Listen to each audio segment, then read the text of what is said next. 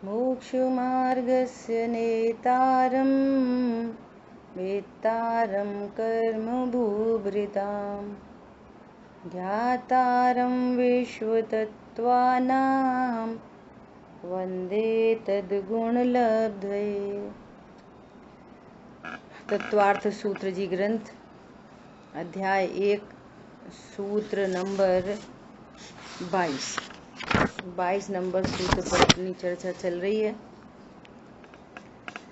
इस 22 नंबर के सूत्र में अवधि ज्ञान का स्वरूप कहा जा रहा है। और अवधि ज्ञान दो प्रकार का, भव प्रत्यय, गुण प्रत्यय। और गुण प्रत्यय ज्ञान को क्षयोपशम निमित्तक भी कहा जाता है। और कल अपनी चर्चा हुई कि क्षयोपशम किसे कहना, कर्म का क्षयोपशम किसको कहना। तो कल अपनी बहुत डिटेल में चर्चा हुई कि जो कर्म वर्गणाएं हैं, कर्म के जो स्पर्धक हैं, वे दो प्रकार के होते हैं, एक सर्वघाती और देशघाती। तो ये जो अवधि ज्ञान है ये ज्ञान की पर्याय है। तो ज्ञान की पर्याय में कर्म के क्षयोपशम के निमित्त से ज्ञान की पर्याय में क्षयोपशमिक भाव बनता है ना। तो अवधि ज्ञान के स्पर्धक भी दो प्रकार के, मति ज्ञान के भी दो प्रकार के, शुद्ध ज्ञान के भी दो प्रकार के। तो अवधि ज्ञान में जो सर्वघाती स्पर्धक का, जैसे अभी अपन लोगों को सर्वघाती स्पर्धकों का उदय है, लेकिन जब अवधि ज्ञान प्रकट होगा तो सर्वघाती स्पर्धकों का उदयाभावी क्षय और सदवस्था रूप उपशम ऐसी कंडीशन बनेगी।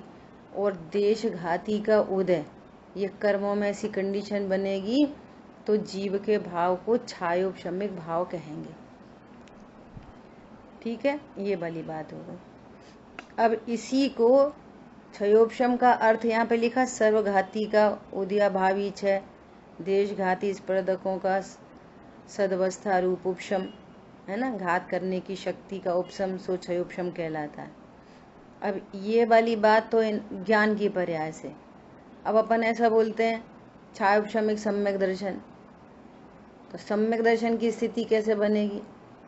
तो वहां पर भी जो दर्शन मोहिनी कर्म है, वो जो तीन टुकड़ों में दर्शन मोहिनी अकेला जब तक रहता है तब तक तो वो सर्वघाती है। तो सर्वघाती होने से श्रद्धा की पर्याय विपरीत है। लेकिन किसी जीव को पहली बार सम्यक दर्शन हुआ तो पहली बार सम्यक दर्शन होने पर औपशमिक सम्यक दर्शन ही होता है। किसी भी जीव को, संगी पंचेंद्री जीव है, इस संगी पंचेंद्री जीव को सम्यक दर्शन प्रकट होगा तो सबसे पहले औपशमिक सम्यक दर्शन ही प्रकट होता है। ठीक है। अब औपशमिक सम्यक दर्शन प्रकट हुआ तो वो तीन टुकड़े में टूट गया। दर्शन मोहिनी कर्म तीन टुकड़े में टूट गया। अब तीन टुकड़े में टूटा तो वो कौन कौन से टुकड़े हैं? मिथ्यात्व, सम्यक मिथ्यात्व, सम्यक प्रकृति, तीन टुकड़ों में टूट गया। तो जो पहले के दो टुकड़े हैं, मिथ्यात्व और सम्यक मिथ्यात्व, ये तो सर्वघाती प्रकृति है। और सम्यक प्रकृति है वो देशघाती प्रकृति है। तो श्रद्धा की पर्याय में क्षयोपशम भाव कैसे बनेगा कि सर्वघाती प्रकृतियों का ये उदयाभावी क्षय और सदवस्था रूप उपशम और देशघाती प्रकृति का उदय, तो फिर सम्यक दर्शन का वो क्षयोपशमिक भाव कहलाएगा। और तीनों ही प्रकृतियों का यदि सत्ता से ही नाश हो जाए, दर्शन मोहिनी की पूरी प्रकृतियों का सत्ता से नाश ही हो गया, तो कर्मों का हुआ क्षय और सम्यक दर्शन का नाम हो गया क्षायिक। अच्छा बोलो, ज्ञानावर्णी सारे ही कर्मों का, मति ज्ञानावर्णी, श्रुत ज्ञानावर्णी, अवधि ज्ञानावर्णी, मन पर ज्ञानावर्णी केवल ज्ञानावर्णी कर्मों का सर्वथा क्षय हो जाए तो ज्ञान की पर्याय में क्या प्रकट होएगा? बोलो प्रीति। यदि सर्व ज्ञानावर्णी सारे ही कर्मों का क्षय हो जाए तो ज्ञान की पर्याय में क्या प्रकट होएगा? बोलो। बुआ जी मैं सुन नहीं पाई सारी चीजें। अच्छा चलो, कौन बताएगा? अभी ज्वाइन किया। ये जनरल प्रश्न है एकदम। केवल ज्ञान केवल दर्शन। केवल अरे केवल दर्शन काय को बोल रहे? केवल ज्ञान बोलो अकेला। ज्ञानावर्णी कर्म का अभाव होगा तो केवल ज्ञान, और दर्शनावर्णी कर्म का अभाव होगा तो केवल दर्शन। ठीक है। अब वो केवल ज्ञान को इस भाषा में कौन सा भाव बोल सकते? उदय उपशम क्षय, क्षयोपशम हुआ कर्मों का, तो क्षय हुआ, तो केवल ज्ञान को दूसरा कौन सा भाव बोल सकते? पारिणामिक भाव, छायक भाव। जैसे बोले ना छायक सम्यक्त्व, ऐसे केवल ज्ञान को क्या बोल सकते? छायक ज्ञान। इसलिए पूछा प्रश्न। ठीक है। बोलो किस किस को ये वाली बात अभी समझ में नहीं आई और किसको समझ में आ गई? दोनों बातें बताओ। बोलो। आज तो ऐसे बहुत थोड़े लोग हैं। राजेंद्र भाई साहब, आपको क्लियर हुआ विषय? छायोपशमिक भाव क्लियर हुआ? दीदी ऐसा है कि दर्शन श्रद्धा गुण में दर्शन के 3 टुकड़े होते हैं शुरू में, है ना? तो मिथ्यात, सम्यक मिथ्यात और वो होता है सम्यक प्रकृति का। तो जो दो शुरू के हैं वो सर्वदेश घाती हैं, सर्वस्पर्धक। तो इनका तो हो जाता, हाँ, तो इनका हो जाता 6 और उस उदयाभावी है, उदय में नहीं आती है और उपशम हो जाता है, इसलिए उसको क्षयोपशमिक कहते हैं। बस। और सम्यक प्रकृति का उदय बना रहता है। उदय एक का उदय रहेगा ना। हाँ। उदय में आएगा ऐसा। तो पहली बार क्षयोपशमिक ही होता है, जिसको भी होगा पहली बार औपशमिक, पहली बार औपशमिक। हाँ। औपशमिक होगा, दोबारा चूंकि 3 टुकड़े हो गए इसलिए उसको क्षयोपशमिक होता है। फिर दोबारा में नहीं, दोबारा नहीं, ऐसे नहीं। पहली बार किसी को सम्यक दर्शन होएगा तो औपशमिक ही होएगा, है ना? अब वो औपशमिक तो छूटेगा ही छूटेगा, तो वो तुरंत के तुरंत क्षयोपशम भाव में कन्वर्ट हो सकता है, तुरंत ही। वो गिरे ही नहीं चौथे गुण स्थान से, दूसरी बार नहीं, उसी समय कन्वर्ट हो जाए क्षयोपशम में, फिर बहुत समय तक रह सकता है ऐसा। और नहीं तो यदि मिथ्यात का उदय आया तो मिथ्या दर्शन में पहले गुण स्थान में चला जाएगा, अनंत अनुबंधी का आया तो दूसरे गुण स्थान में चला जाएगा, सम्यक मिथ्यात का उदय आ जाए तो तीसरे गुण स्थान में चला जाएगा, और सम्यक प्रकृति का उदय आ जाए तो चौथे में ही बना रहेगा। तो ऐसी बहुत सारी, कोई भी कंडीशन जीवों की योग्यता के अनुसार कई कंडीशन बन सकती है। पहले गुण स्थान में भी जा सकता है, दूसरे में जा सकता, फिर दूसरे में जाके फिर पहले में आ जाएगा वापस, तीसरे में जा सकता, तीसरे से पहले में वापस आ जाए, और तीसरे से चौथे में चला जाए। पहले में आया ही नहीं, न पहले दूसरे में कोई में नहीं आया, सीधे तीसरे में आके भी चौथे में जा सकता है। ऐसी बहुत सारी कंडीशंस बन जाती हैं। ठीक है। ये सम्यक दर्शन को लेके इतनी बात हो गई। अपना विषय तो अवधि ज्ञान का चल रहा है। ये इसको क्षयोपशम निमित्तक क्यों कहते हैं, उस अपेक्षा से यहाँ पे बात चल रही है। ठीक है। अजीत भाई साहब, क्लियर हो रही बात आपको? थोड़ा थोड़ा सा उपयोग लगाएंगे, चलते रहिए, पलते रहिए। जैसे पहली बार भी जब हमने सुना, एक बार और रिपीट करोगे आप? जब हमने भी पहली बार सुना तो पहली बार, अब ये तो ऐसी चर्चाएं हैं कि अनादि काल से आज तक हमको इन बातों का परिचय ही नहीं हुआ। कुंद आचार्य देव कह रहे हैं, है श्रुत परिचित अनुभूत भोग बंधन की कथा। भोग बंधन की कथा करो, सब समझ में आ जाती है, एक ही बार में समझ में आती है। नहीं कहा हो वो भी समझ में आ जाती है। हाँ, हमें तो पता है वो ऐसा सोच रहे थे हमारे बारे में, कहा भी नहीं गया और वो समझ में आ जाती है। क्यों? उसका अनादि से परिचय है। अब इन चीजों का परिचय नहीं है, कभी परिचय मिलने की स्थिति बनी भी तो अवग्रह होकर छूट गई, उस पर ध्यान ही नहीं दिया गया। थोड़ी बहुत ईहा हुई तो फिर छोड़ दिया और एकदम राइट निर्णय नहीं किया, है ना। गुरुदेव श्री कहते कानों में पड़नी मुश्किल है, तो अब उसमें घबराना नहीं। समझो पहली बार सुन रहे हैं ढंग से, तो ये चीजों से परिचय नहीं है ना, तो वो धीरे धीरे धीरे धीरे ख्याल में आती जाती है, तो उसमें कोई घबराने की बात नहीं है। ठीक है, देखो अभी चर्चा को आगे बढ़ाते हैं, है ना। तो ये इन्होंने बात तो कर रहे थे अवधि ज्ञान की, और छायोपशमिक सम्यक दर्शन का तो इन्होंने एग्जाम्पल दे दिया और पक्का करने के लिए। बातें तो बहुत हैं समझने की, अपन दूसरे अधिकार में ये और बात चर्चा करेंगे, है ना। ये उदय उपशम छयोपशम ये अलग अलग गुणों की अलग अलग पर्याय में होता है। जो घाती कर्मों में स्थिति बनती है ना इनकी, तो अलग अलग पर्याय में अलग अलग कंडीशन बन जाती है। ऐसे अपन बहुत प्रयोग करेंगे दूसरे अधिकार में। ठीक है, मुझे भी बहुत क्यूरियोसिटी हो रही है दूसरे अधिकार तक आने की जल्दी। देखो अब इसका 10th पॉइंट पढ़ रहे हैं अपन।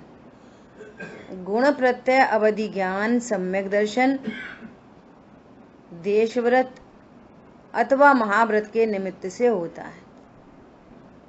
ये जो गुण प्रत्यय, जो नारकी और देवगति के जीव हैं उन्हें तो भव प्रत्यय है, बिना किसी एफर्ट के भी तो वहां उत्पन्न होते हैं, तो 3 ज्ञान लेके ही उत्पन्न होते हैं। अब मनुष्य और त्रियंच, तो मनुष्य और त्रियंच गति के जीव को अवधि ज्ञान किन को होता है कि सम्यक दर्शन जिन्हें प्रकट हो। तो त्रियंच गति के जीवों को भी सम्यक दर्शन होता है, त्रियंच गति के जीवों को भी अवधि ज्ञान प्रकट हो जाए। समझ आई बात? वे त्रियंच गति के जीव पंचम गुण स्थान तक चले जाते हैं तो वे देशव्रती होते हैं। तो देशव्रती पंचम गुण स्थान वर्ती त्रियंच गति के जीव को अवधि ज्ञान हो सकता है। ठीक है, और मनुष्यों में तो हो ही सकता है, अथवा महाव्रत के निमित्त से होता है अवधि ज्ञान। त्रियंच और मनुष्य गति के जीवों में किस किस को हो सकता है? तो कह रहे हैं सम्यक दर्शन, देशव्रत अथवा महाव्रत के निमित्त से होता है। तथापि सभी सम्यक दृष्टियों को नहीं होता कि भैया सम्यक दर्शन प्रकट होगा तो फिर अवधि ज्ञान जरूर होगा, ऐसा नहीं है। सभी सम्यक दृष्टियों को नहीं होता, सभी देशव्रती को नहीं होता, सभी महाव्रती जीवों को नहीं होता, किसी इनमें भी किसी किसी जीव को होता है। क्योंकि असंख्यात लोक प्रमाण सम्यक तो संयम और संयम रूप परिणामों में अवधि ज्ञानावरण के क्षयोपशम के कारणभूत परिणाम बहुत थोड़े होते हैं। धबला जी पुस्तक का पहली पुस्तक के 17वें पेज का उन्होंने यहाँ पे कोड किया है। गुण प्रत्यय सुअवधि ज्ञान सम्यक दृष्टि जीवों के ही हो सकता है, किंतु वह सभी सम्यक दृष्टि जीवों के नहीं होता। ठीक है, इतनी बात हो गई। अब सिद्धांत बता रहे हैं। अब देखो बहुत इंपॉर्टेंट चर्चा आ रही सिद्धांत में। यह मानना ठीक नहीं है कि जिन जीवों को अवधि ज्ञान हुआ हो वे ही जीव अवधि ज्ञान का उपयोग लगाकर दर्शन मोह कर्म के रजकणों की अवस्था को देखकर उस पर से यह यथार्थ जान सकते हैं कि हमें सम्यक दर्शन हुआ है कि नहीं। क्या बोला? पहली बात तो सभी सम्यक दृष्टियों को अवधि ज्ञान नहीं होता, और जिन जीवों को अवधि ज्ञान हो तो वो दर्शन मोहिनी कर्म को देखें कि है कि नहीं हमारी सत्ता में, इनका उपशम क्षय कुछ हुआ कि नहीं हुआ, तो ही तो हमें पता चलेगा कि हम सम्यक दृष्टि हैं। तो ये कह रहे हैं ये वाली बात गलत है। ठीक है, कैसे गलत है? क्योंकि सभी सम्यक दृष्टि जीवों को अवधि ज्ञान नहीं होता, किंतु सम्यक दृष्टि जीवों में से बहुत थोड़े से जीवों को अवधि ज्ञान होता है। अपने को सम्यक दर्शन हुआ है, यदि यह अवधि ज्ञान के बिना निश्चय न हो सकता होता तो जिन जीवों के अवधि ज्ञान नहीं है उन्हें तत्संबंधी शंका बनी रहती। हमें तो पता नहीं, हमें दर्शन, हमारे पास तो अवधि ज्ञान भी नहीं है, हमारे पास तो मति शुद्ध ज्ञान है, और मति शुद्ध ज्ञान का विषय कर्म है नहीं, तो हमें तो पता ही नहीं चल रही कि हमको दर्शन मोहिनी का अभाव हुआ कि नहीं हुआ, पता नहीं हम सम्यक दृष्टि हैं कि नहीं। समझ में आ रही बात? तो जिस जीव को ऐसी शंका होगी तो शंकाशील व्यक्ति तो वैसे ही नहीं होता सम्यक दृष्टि। अपने बारे में निशंक निर्णय कि मैं ज्ञान स्वरूप हूं, ऐसे जीवों को सम्यक दर्शन होता है एक बार। और जब सम्यक दर्शन होता है तो निर्विकल्पता प्रकट होती है, सुख प्रकट होता है, शांति प्रकट होती है, और ज्ञान उस सुख शांति को, निर्विकल्पता को, अतीन्द्रिय आनंद को जानता है। तो वो अतीन्द्रिय आनंद सम्यक्त की प्रसिद्धि करता है। क्या बोला? सम्यक दर्शन की प्रसिद्धि कौन करता है? आनंद करता है, आनंद, निर्विकल्प आनंद। हाँ, निर्विकल्प आनंद। अब हमें निर्विकल्प आनंद आया कि नहीं तो ये कौन बताएगा? तेरा ज्ञानी तुझे बता देगा। उसके लिए दर्शन मोहिनी कर्म के परमाणु को जानने की क्या जरूरत है? वो जो जान नहीं सकेंगे तो उन्हें पता ही नहीं चलेगी। अरे अतीन्द्रिय आनंद आया तो कार्य से कारण का पता चल जाता है। लौकिक में भी क्या पता चला? कार्य से कारण का पता चल जाता है। अतीन्द्रिय आनंद आया, इसका मतलब क्षण भर निज रस को पी चेतन मिथ्या मल को धो देता है। दर्शन मोहिनी का भाव हो गया, काशाई भाव विनष्ट हुए निज आनंद अमृत पीता है। अनंतानुबंधी कषाय का अभाव हो जाता है, आनंद अमृत को पीता है। तो जो आनंद अमृत खुद पी रहा है, जिसका ज्ञान निश्चिंत है, निर्भर है, निर्विकल्प है, उसको कर्म को देख के पता लगानी पड़ेगी कि मुझे सम्यक दर्शन हुआ कि नहीं, या किसी और से पूछना पड़ेगी। बोलो, किसी ने रसगुल्ला खाया, इतनी जनरल बात है, और उसको मीठा मीठा लगा और उसको मजे आए, तो उसको पूछनी पड़ेगी, सुनो मैंने रसगुल्ला खाया है कि नहीं खाया? अरे तू बता ना, तुझे मीठा लग रहा है कि नहीं लग रहा? पॉइंट समझ में आया? ऐसा स्वरूप है। तो वो कह रहे हैं कि अवधि ज्ञान से जो लोग दर्शन मोहिनी कर्म को जान सकें, उन्हीं को सम्यक दर्शन का पता चलता है। तो ऐसा नहीं, कारण कार्य से कारण का पता चल जाता है। बोलो, कितने उदाहरण दिए जा सकते हैं इसके? कोई बीमार था और डॉक्टर ने बोला मलेरिया हुआ, तो लक्षणों से डॉक्टर ने बता दिया मलेरिया हुआ। अब मलेरिया तो तुम्हें दिख नहीं रहा, लेकिन मलेरिया होने पर ऐसी ऐसी ठंड दे के बुखार आता है, भूख नहीं लगती, सिर में दर्द होता है, तो क्या पता चलता है? मलेरिया है। ठीक है, अब सिर दर्द मिट गया, उल्टी नहीं आ रही, 3-4 दिन हो गए बुखार भी नहीं आया, और थोड़ी थोड़ी भूख भी लगने लगी, तो ये वाली बात किसको रिप्रेजेंट कर रहा है? आपको वेदन किसका हो रहा है? मलेरिया का कि ये जो सिम्टम्स आए इसका? बोलो, आपको पता किसका लगेगा? बोलो जल्दी। यदि भूख लगने कारण का हाँ, भूख लगने लगी, भूख लगने लगी, सिर में दर्द नहीं हो रहा, उल्टी भी नहीं आ रही, तो आप क्या बोलोगे? मलेरिया पैरासाइट चला गया। ये पता चल जाएगी कि नहीं चल जाएगी? अब हमें तो पता नहीं चल रहा मलेरिया पैरासाइट गया कि नहीं गया। तू ये बता, तुझे बुखार आ रहा कि नहीं आ रहा? पर में अनिष्ट की कल्पना हो रही कि नहीं हो रही? नहीं हो रही। तू ये बता, तुझे अपने स्वरूप में परिपूर्ण हूँ इसका आनंद आ रहा कि नहीं आ रहा? कि हाँ आ रहा है। समझ आई बात? तो फिर अब मोह काय को रहेगा?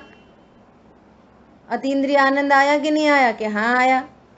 तो इनका तो वेदन हो रहा है ना कि हाँ हो रहा है, तो तुम सम्यक दृष्टि हो। फिर इसमें दर्शन मोहिनी कर्म परमाणु दिखे तब हमें पता चलेगा ये कहाँ से बात आई। पॉइंट समझ में आया? जैसे लोक में अब पता नहीं वो मलेरिया गया कि नहीं गया। अरे तुझे भूख लग रही है, तुझे बुखार नहीं आ रहा, तो पता चल रहा है कि मलेरिया चला गया। दृष्टांत है समझने के लिए। कार्य से कारण का पता चल जाता है। अरे अन्यमति लोग कहते हैं पता नहीं भाभी जाने कौन से कर्म का उदय, हमें तो ऐसे पाप का उदय चल रहा। तो तेरे को पाप के परमाणु दिख रहे? कार्य से कारण का पता चल जाता है। मेरे दिख नहीं रहे पाप के परमाणु, लेकिन बाहर में जिसको जगत में प्रतिकूलता कहा जाता है, वो प्रतिकूलता आ रही एक के बाद दूसरी, दूसरी के बाद तीसरी, तीसरी के बाद चौथी, तो वैसा समझ जाता है कि मुझे पाप का उदय चल रहा है। और किसी को एक के बाद दूसरी, दूसरी के बाद तीसरी, चौथी, जैसे सफलता है बाहर लौकिक में जिसको सफलता कहा जाता है, वो कुछ सफलता नहीं होती। दृष्टांत है समझने का। सफलता होती है तो क्या बोलते हैं? भैया इनका तो पुण्य छप्पर फाड़ के आ रहा है। कार्य से कारण का पता चल जाता है। ऐसे ही अतीन्द्रिय आनंद सम्यक दर्शन की प्रसिद्धि करता है। ज्ञान में ज्ञाय की अनुभूति सम्यक दर्शन की प्रसिद्धि करता है, और दर्शन मोहिनी का निमित्त रूप से उसका अभाव हो जाता है। इसमें अवधि ज्ञान लगाने की जरूरत नहीं है। ये बात चल रही है, ठीक है। अब बहुत इंपॉर्टेंट बात आ रही है नीचे, बहुत गजब की बात आ रही है। क्या बोल रहे हैं? यदि यह अवधि ज्ञान के बिना निश्चय न हो सकता होता तो जिन जीवों के अवधि ज्ञान नहीं होता उन्हें तत्संबंधी शंका ही बनी रहती। किंतु निशंकित्व सम्यक दर्शन का पहला ही आचार है। इसलिए जिन जीवों को सम्यक दर्शन संबंधी शंका बनी रहती है वे जीव वास्तव में सम्यक दृष्टि नहीं हो सकते, किंतु वे मिथ्या दृष्टि है। क्या बोला? जिसको अतीन्द्रिय आनंद आ गया वो ऐसे बोलेगा मुझे सम्यक दर्शन हुआ कि नहीं हुआ। पॉइंट समझ में आया? अब देखो बहुत गजब की बात आ रही है। अपन सुबह समय सार से रिलेट करो। सुबह की क्लास में जितने लोग आते है ना, प्रीति को छोड़कर सभी आ रहे, लगभग स्मिता को छोड़कर। बोलो, सुबह की क्लास में बंद का कारण किसको कहा? बोलो, राग का कारण किसको कहा? राग की उत्पत्ति का कारण किसको कहा? आज तो बहुत रिपीट हुई बात। बोलो। जो पहले का ज्ञान मोह राग देश तो नहीं, अभी जो एक पर्टिकुलर शब्द लेके चर्चा चल रही है लगातार, परसंग, परलक्ष्य, परसंग है ना। और परसंग की चर्चा कहाँ तक चल रही है? परसंग कहाँ तक परसंग है? पूजा पाठ, स्वाध्याय, दया, दान, सब परसंग है। और उससे बंद होता है उस समय, निर्विकल्पता नहीं हो सकती,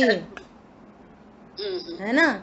और क्या कह रहे हैं, अब देखो, अब ये यहाँ पे इस बात को ऑथेंटिक कर रहे हैं, यहाँ पे बात आ रही है, क्या बात आ रही है, इसलिए अवधि ज्ञान का, मनपर्य ज्ञान का तथा उनके भेदों का स्वरूप जानकर, इनके भेदों का स्वरूप को जानना, भेदों को जानना कि कैसा कैसा स्वरूप है, लेकिन भेदों का स्वरूप काय के लिए जानना, फॉर वॉट, बोलो क्या बोल रहे हैं, अपना स्वरूप आत्मा। हाँ, भेदों के, जब तक भेद का लक्ष्य होगा तब तक प्रसंग है, और जब तक प्रसंग है तब तक राग उत्पन्न हो रहा है। सो कह रहे हैं कि तुम भेदों में इतनी बुद्धि नहीं लगाना कि तुम्हारा राग ही राग खड़ा हो रहे, भेद अभेद को जानने के लिए है। तो क्या कह रहे हैं, भेदों की ओर के राग को दूर करके अभेद ज्ञान स्वरूप अपने स्वभाव की ओर उन्मुख होना चाहिए। देखो यहाँ पर भी वही बात आ रही है कि जब तक ज्ञान भेदों में अटका है तब तक प्रसंग है। भेद भेद में अटकने के लिए नहीं थे, भेद अभेद को जानने के लिए थे। अजीत भाई साहब कहाँ हैं?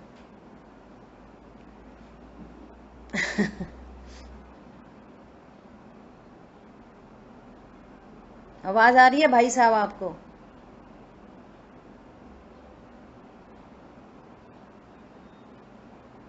समझ आई बात? प्रसंग कहाँ तक है? देखो हम लौकिक में कितने होशियार हैं, ये बात चल रही ना, भोगबंद की कथा का तो अनादि से परिचय है, यहीं पर सारे ज्ञान को भूला है।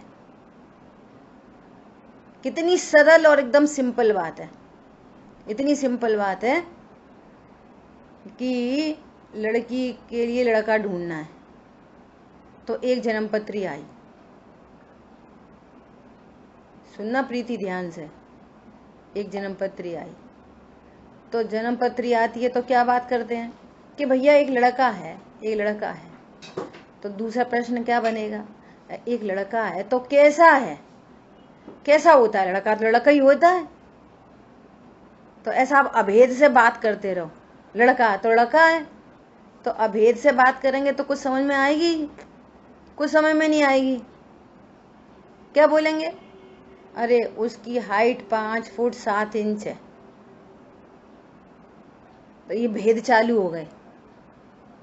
लड़का कोई हाइट अकेली है क्या? जो लड़का है वो कोई अकेली हाइट है? हाइट अकेली थोड़ी है, वो तो अभेद लड़का है, हाइट से बताएंगे। अरे उसका नेचर कैसा है, अरे सुबह उठकर रोज मंदिर जाता है, रात्रि भोजन नहीं करता। तो लड़का क्या रात्रि भोजन नहीं करता, इतना सा लड़का है क्या? देखो चर्चा किससे चल रही है, भेद से। और हमारे ज्ञान में कौन बस रहा है, भेद कि अभेद? हमको लड़का दिख रहा है पूरा, बात चल रही है भेद से और दिख रहा है पूरा लड़का अभेद। बोलो गजब की बात है। अब उन्होंने बोला कि अच्छा उसका पैकेज कितना है, कि उसका 22 लाख का पैकेज है, 30 लाख का पैकेज है। असद्भूत से बात कर रहे हैं, असद्भूत, जो लड़का में भी नहीं है रुपया पैसा, उस असद्भूत की बात करते हुए भी हमको अभेद लड़का दिख रहा। पॉइंट समझ में आ रहा? अभेद लड़का। और यहाँ भेद से बात करो तो यहाँ अभेद आत्मा दिखती नहीं, वो भेद में ही रुक जाता। अच्छा मति ज्ञान ऐसा, शुद्ध ज्ञान ऐसा, अवधि ज्ञान ऐसा, मन पर, अच्छा ऐसा ज्ञान, फिर वो कैसे होता है? वो कहते हैं कि भेद अभेद को जानने के लिए थे। क्यों? भेद में भी जो ज्ञान रुकेगा वो परसंग है। जो ज्ञान भेद में रुकेगा वो परसंग है, और जिसको परसंग है उसको राग होता है। जैसे हमारे को ये पूरी भेद की बातें सुनकर हम एक अभेद लड़के का निर्णय करके रिश्ता पक्का कर देते, ऐसे ही यहाँ इतने सारे भेदों की चर्चा सुन के ओ भगवान आत्मा की ऐसी ऐसी पर्याय होती हैं। ओ भगवान आत्मा ऐसा है, आत्मा ऐसा है। वो निर्णय कर लिया आत्मा का, तो रिश्ता पक्का हो गया। तुम तो रिश्ता ही पक्का नहीं कर रहे। सारे अब भेद किसके लिए हैं? अभेद को जानने के लिए।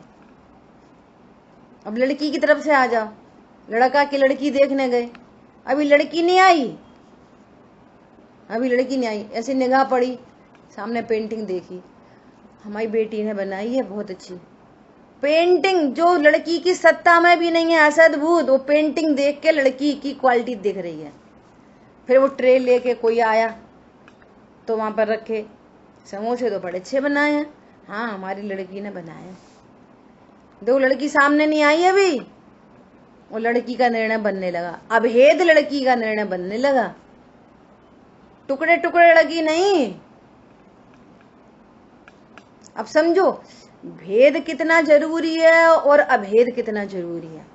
अब आप ऐसा बोलते रहो, सिर्फ अभेद अभेद अभेद अभेद की बातें करो तो कुछ समझ में नहीं आएगी, और भेद की बातें करो तो अभेद का निर्णय बनता है। और यहाँ पर तुम भेद की बातें करो, भेद में ही रुक जाओ तो तुम अभेद छूट जाता, पूरा पूरा प्रसंग बना रहता है। बहुत गजब की बात है ये। ऐसा अभी अपन ने शुरुआत करी थी, अजय भैया के लिए द्वारा बोल रहे क्या कि वो एक लड़की है, कैसी है, लड़की है, बस अभेद ही अभेद बोलते रहो। अरे ऐसे थोड़ी, कैसी है, क्या है, बता तो रहे लड़की है, तो आप अभेद लड़की बोलते रहो तो क्या समझ में आएगी? कुछ समझ नहीं आएगी। और भेद करके बताने लग जाओगे तो अभेद की महिमा आ जाएगी। देखो लौकिक में ऐसे ही सेम टू सेम इधर लगा। आप ऐसा बोलो कि तुम आत्मा हो, कुछ समझ नहीं आएगी। अरे ज्ञान स्वरूप ही हो, भेद शुरू हो गया। ज्ञान तो आत्मा का एक भेद है। पता है तुम्हारे जानने की भी क्वालिटी कैसी है? मति ज्ञान, शुद्ध ज्ञान, अवधि ज्ञान, मन पर्य ज्ञान, केवल ज्ञान। भेदों की चर्चा चालू हो गई। भेद की ऐसा ज्ञान है मेरा, लोकालोक को जान सकता है, ऐसा मेरा ज्ञान है। ओहो मैं इतना महिमा बनतू। बात चले केवल ज्ञान की, महिमा आए भगवान आत्मा की। बात चले शुद्ध ज्ञान की, महिमा आए आत्मा की। भेद किए बिना अभेद को जाना नहीं जा सकता, लेकिन भेद को जानने के लिए नहीं है, अभेद को जानने के लिए। जैसे हम लौकिक में बिना सिखाए समझ जाते। लौकिक में कौन सिखाता है लड़की की महिमा करी जाएगी, भेद से करी जाएगी, तो तुम समोसे पे मत रीझना, तुम तो लड़की से शादी करनी है अपन को, समोसे से अपने को क्या लेना देना। ऐसा कोई सिखा के भेजता है? कोई नहीं भेजता। वो जितनी बातें करेंगे टुकड़े टुकड़े टुकड़े टुकड़े की, हमें तो एक अभेद लड़की दिखती रहेगी, और अभेद लड़की दिखी और न रिश्ता पक्का किया। बोलो। और यहाँ भेद की चर्चा चालू हो गई तो उसी में खो गए, भेद में, जंगल में। भेद जंगल में खोने के लिए नहीं थे, प्रसंग चलता रहा और ये समझ रहा मेरे को इतना आता, इतना आता, उतना आता। अरे मैं क्या मति ज्ञान की 336 भेद। तुम कौन हो ये बताओ? समझ आ गई बात? अरे हम बता रहे छायोपशमिक ज्ञान किसको कहते। कल हमारे पास फोन आए, दो फोन आए, थोड़ी करणानियों की चर्चा है, थोड़ी कठिन हो गई, थोड़ी है। चिंता नहीं करो, सब सरल होएगी, लगे रहो बस। भगवान की दिव्य धनी में जो स्वरूप आया वो जान लो सरलता से। बस नहीं समझ में आए, नो टेंशन, टेंशन नहीं चाहिए। कुछ समझ में नहीं आया तो बस ये समझ लो मैं तो अभेद गया है, बात खत्म। फिर चलते रहिए, पलते रहिए, चलते रहेंगे, समझ में आती रहेगी, आगे बढ़ते रहेंगे। ठीक है? क्यों? उसमें भी सिद्धांत क्या है कि ज्ञान में जब योग्यता पकेगी वो तभी समझ में आएगी। ज्ञान ज्ञान से होता है, किसी के द्वारा ज्ञान होता ही नहीं है,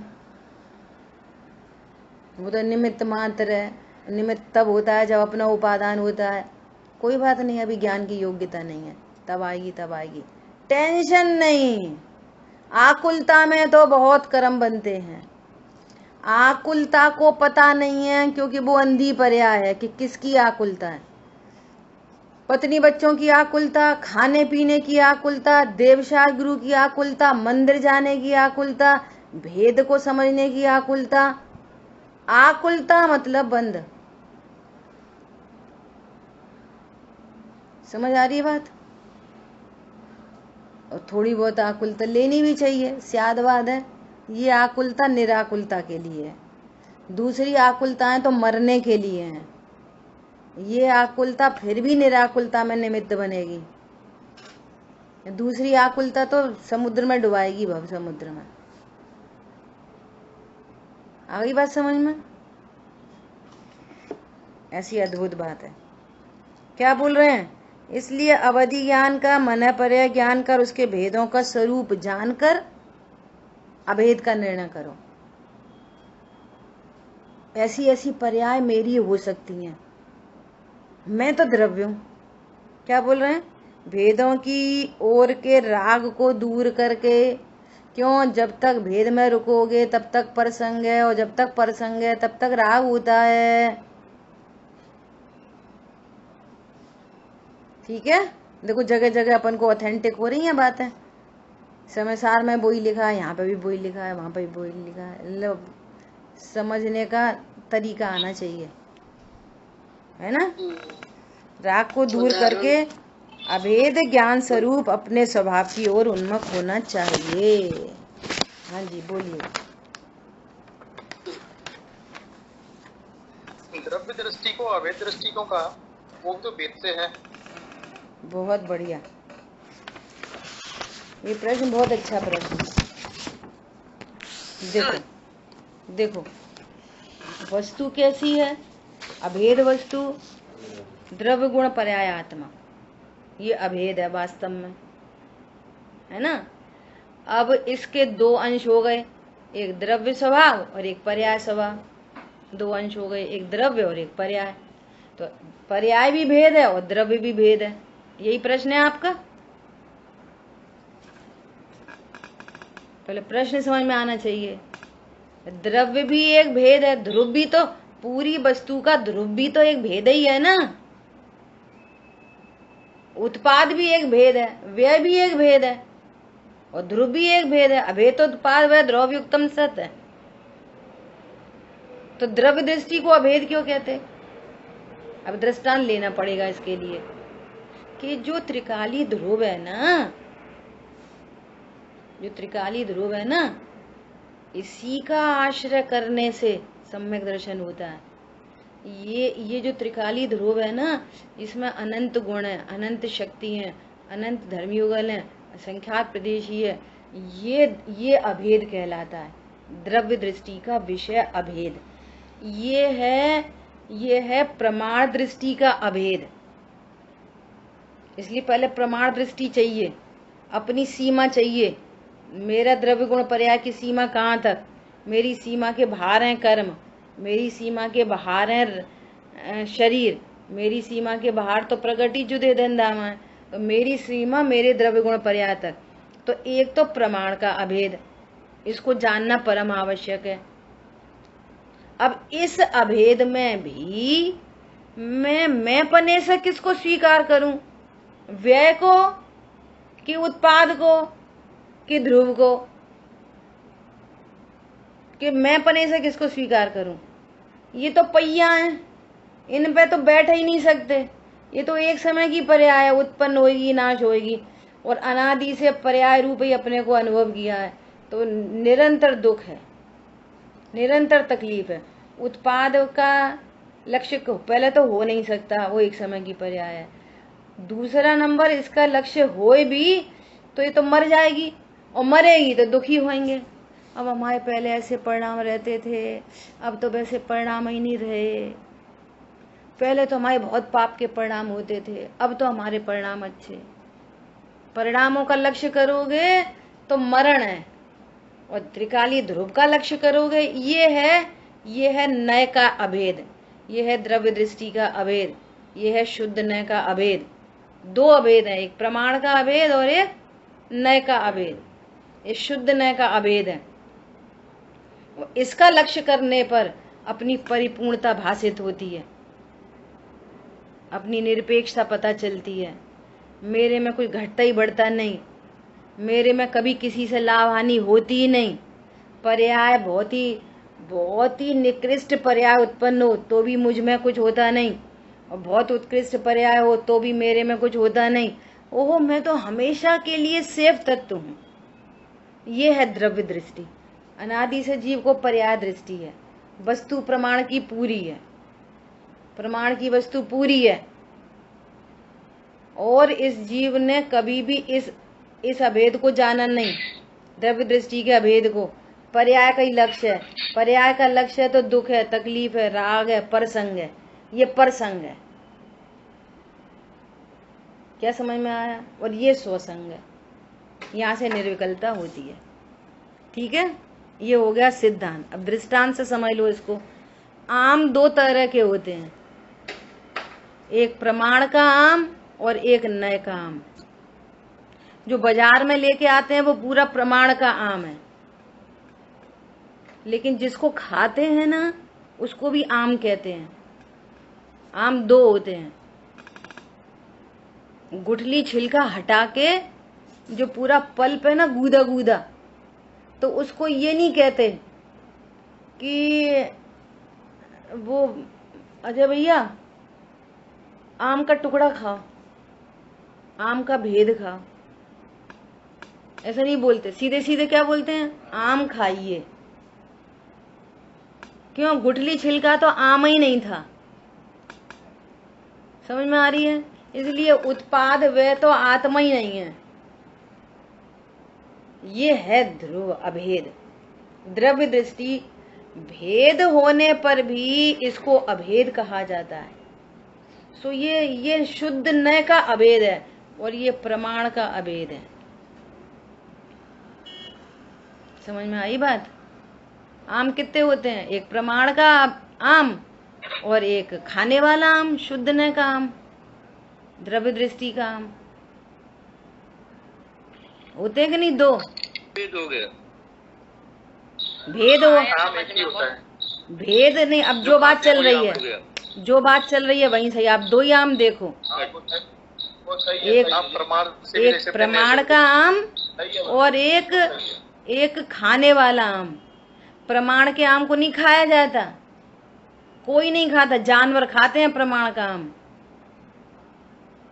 और थोड़ा भी समझदार होएगा ना बंदर, आप पूरा आम पकड़ा दो उसको, वो छील के खाएगा, गुठली नहीं खाएगा, आम खा लेगा। ऐसा है यहाँ। तो बुआ जी इम्पोर्टेंट तो नए वाला आम हुआ ना, ये दृष्टि तो उसमें ही तो होनी चाहिए, है ना? बहुत बढ़िया। हाँ। ये वो यही बता रहे हैं। अच्छा, होनी चाहिए कि होती है? उसी पे दृष्टि होती है, होनी क्या चाहिए? वो होनी चाहिए। जब विधि से सीखते हैं तो होनी चाहिए बोला जाता है। स्वरूप समझ में आ जाता है तो होती है। बिल्कुल बिल्कुल। ऐसा जब स्वरूप ही नहीं समझ में आया तो चाहिए किधर से आएगी? स्वरूप समझते हैं तो बात ख्याल में आती है, फिर चाहिए खत्म हो जाता है और हो जाती है। ऐसा इसलिए प्रमाण को पूज्य नहीं कहा, शुद्ध न को पूज्य कहा। प्रमाण पूज्यनीय नहीं है, शुद्ध न पूज्यनीय है। क्यों पूज्यनीय है? क्योंकि प्रमाण के आश्रय से रत्नत्रय होते ही नहीं है। तुम्हें दोनों दिखते रहेंगे, उत्पाद वे दिखता रहेगा, ध्रुव दिखता रहेगा, काम ही नहीं बनेगा। उत्पाद वे को एकदम गौड़ करके 100% मानो है ही नहीं, ऐसा गौड़ करके हमें तो ध्रुव ही ध्रुव दिख रहा है। और बस पर्याय कोई सी उत्पन्न हो रही है, मुझे तो ध्रुव ही ध्रुव दिख रहा है। पर्याय इतनी खराब हो रही है, मैं तो ध्रुव हूँ। और इतना पाप का परिणाम, मैं तो ध्रुव हूँ। पर्याय हमें दिख ही नहीं रही, मैं तो ध्रुव हूँ। समझ आ रही है बात? पंडित साहब ने लिखा है, ऑथेंटिक करो। अहोत्पाद व्यय निरपेक्ष ध्रुव जीवन हमारा है। ये हमारा जीवन है, ये हमारा जीवन नहीं है। देखो आखिरी बात, आज की आखिरी बात, पहले ही बहुत बार दृष्टांत दिए। अपन एक शादी पार्टी में गए, दृष्टांत है, शादी पार्टी में गए, और उस शादी पार्टी में एक व्यक्ति ऐसा है जो हमें देखे नहीं सुहाता बिल्कुल, दृष्टांत चल रहा है ना, और पता चला कि वो पार्टी में वो भी आ रहा है जिसकी शक्ल देखते से ही टेंशन हो जाती है, और पता चला कि उनने उसको भी बुलाया, वो भी आएगा। तो अपन यहाँ से पहले ही प्रिपेयर होकर चले गए। क्या चले गए? हमें उसका लक्ष्य ही नहीं करना, उसके अगल बगल में ही भी नहीं आए, वो हमारे फटके ही नहीं हमारे आजू बाजू। और हम तो अपने ग्रुप में, हमारे जो मित्र मंडली है, हमारे जो भाई बहन है, हमारे जो अपने रिश्तेदार हैं, अपन तो उनके बीच में मस्त थे, पूरे अभेद ग्रुप के, अपने अभेद ग्रुप के बीच में मस्त हैं। वो व्यक्ति था कि नहीं था, हमें यही नहीं पता चला कि वो कब तो आया और कब तो चला गया। लोगों ने बोला कि वो आया था, वो आया था, आया होएगा, हमने देखा ही नहीं, आया होएगा। समझ में आ रही है बात? ऐसा हम तो अपने में मस्त थे, अपनी मित्र मंडली में मस्त थे। ऐसे ही हम तो अनंत गुणमयी अभेद ध्रुव में मस्त है। पढ़ा खराब हो गई, बिगड़ गई, सुधर गई, हमें नहीं पता का बिगड़ी का सुधरी, हम तो ध्रुव भगवान आत्मा। ठीक है, ऐसा अभेद गया है। अब तुम रोते रहो रोज दिन इसी कोई ईमानदारी के नाम पे, ऐसे थोड़ी वैसे थोड़ी, व्यवहार भी तो है, फलाना तो है, पर्याय का तो बोध होना चाहिए, ऐसे तो अपन निर्बंध ही हो गए, फिर तो अपन सिद्ध ही हो गए। मेरे को बहुत कोई चीज आ जाती है ना ज्ञान में, फिर उसमें बहुत विकल्प चलता है। कैसा भैया? कर्म से बंधा तो सबको स्वीकार है, मैं अबद्ध अस्पष्ट हूं, इसकी स्वीकृति में पसीने छूटते हैं, ये पुरुषार्थ है। और जो पुरुषार्थ है तुम उसी का यदि निषेध कर रहे हो और खुद स्वाध्यायी हो, दुनिया को ही पढ़ाते हो, तो आप सोचो आपके अभिप्राय कितने मलिन हैं। बहुत मलिन अभिप्राय हो गया ये। ऐसे थोड़ी पर्याय भी तो है, तो कौन मना कर रहा है पर्याय है कि नहीं? अरे उस पर्याय को गौड़ करने के लिए तो इसकी इतनी धुआंधार चर्चा करते हैं कि हमें ये दिखाई नहीं दे। एक बात। दूसरी बात, ये निर्णय करता कौन है? ध्रुव निर्णय करता है कि कौन करता है निर्णय? बोलो, ये इस पूरी बात का डिसीजन कौन कर रहा है? पर्याय तो आ गई ना, पर्याय शामिल हो तो गई पर्याय। क्या बोला? स्वभाव से छूटे हैं तो राग देश की उत्पत्ति हो रही है, तो उसको पता नहीं चलेगी ये राग देश की उत्पत्ति हो रही है। और इसमें कर्म निमित्त कर्म की सत्ता की स्वीकृति नहीं आ गई सब इस पूरी बात में। जिनको अभेद से दूर रहना है ना, वो ऐसी ही बातें करते हैं, ये समझ लो। ऐसे थोड़ी व्रत करने पड़ेंगे कि नहीं, ऐसे थोड़ी खाना देखो, उनका पीना देखो, उनका फलाना देखो, उनका तुम ही देखो भैया। मुनिराजों को देखो कि कितने कैसे विपरीत परिणाम के बीच में भगवान आत्मा देखा उनने। मांस भक्षी को कह रहे हैं कि ये अनाहारी स्वरूप है। ये कैसी अलौकिक पारलौकिक दृष्टि है? कैसे बने ये दृष्टि?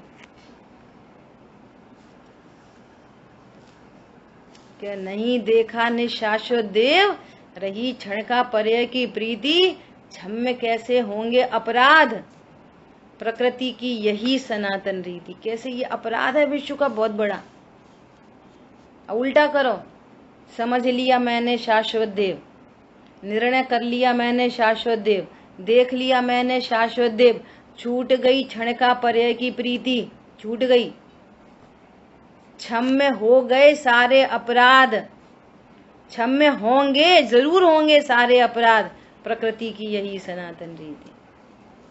एक ही काम है, एक ही काम।